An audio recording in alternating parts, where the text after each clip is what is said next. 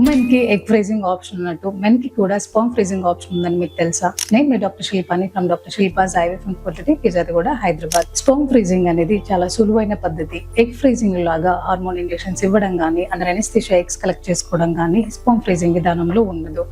Sperm freezing లో మనకి male partner నుంచి సీమెన్ శాంపుల్ కలెక్ట్ చేశాక స్పర్మ్ కౌంట్ ఎంత ఉంది, స్పర్మ్ మూవ్మెంట్ ఎలా ఉందో చెక్ చేసుకొని శాంపుల్ ని స్పెషల్ టెక్నిక్ ద్వారా ఫ్రీజ్ చేస్తాము. ఇలా ఫ్రీజ్ చేసిన శాంపుల్ ని సర్టెన్ డిగ్రీ టెంపరేచర్ లో స్టోర్ చేస్తాము. ఇలా స్టోర్ చేసిన శాంపుల్ మనకు ప్రెగ్నెన్సీ ఎప్పుడైతే ప్లాన్ చేసుకుందాం అనుకుంటారో ఆ టైంలో ఆర్టిఫిషియల్ టెక్నిక్స్ అంటే ఐఓ విధానంలో కానీ ఐవీ విధానం ద్వారా కానీ ప్రెగ్నెన్సీ ప్లాన్ చేసుకునే అవకాశం ఉంటుంది. It's very cost effective procedure compare to egg freezing procedure. అసలు ఎవరికి ఉపయోగపడుతుంది అంటే క్యాన్సర్ డిటెక్ట్ అయ్యి కీమో రేడియోథెరపీకి వెళ్లే ముందు కానీ, or pelvic surgeries, testicular surgeries కి వెళ్లే ముందు, వారికోసిల్ కండిషన్ ఉన్నప్పుడు సర్జరీస్ కి వెళ్లే ముందు కానీ, ఆర్ హస్బెండ్ అబ్రాడ్ లో ఉండి ఉమెన్ ప్రెగ్నెన్సీ ట్రీట్మెంట్స్ ప్లాన్ చేసుకుందాం అన్నప్పుడు ఐయుఐ కానీ ఐవీఎఫ్ విధానంలో కానీ ప్రెగ్నెన్సీ ప్లాన్ చేస్తాము. అండ్ మేల్ పార్ట్నర్ ఏజ్ ఎక్కువగా ఉండి ప్రెగ్నెన్సీ ట్రీట్మెంట్స్ పోస్ట్ పోన్ చేసుకుందాం అన్నప్పుడు కానీ, స్పర్మ్ కౌంట్, స్పర్మ్ మోటిలిటీ తక్కువగా ఉండి ప్రెగ్నెన్సీ డిలే చేసుకుందాం అన్న వాళ్ళకి కానీ ఉపయోగపడుతుంది.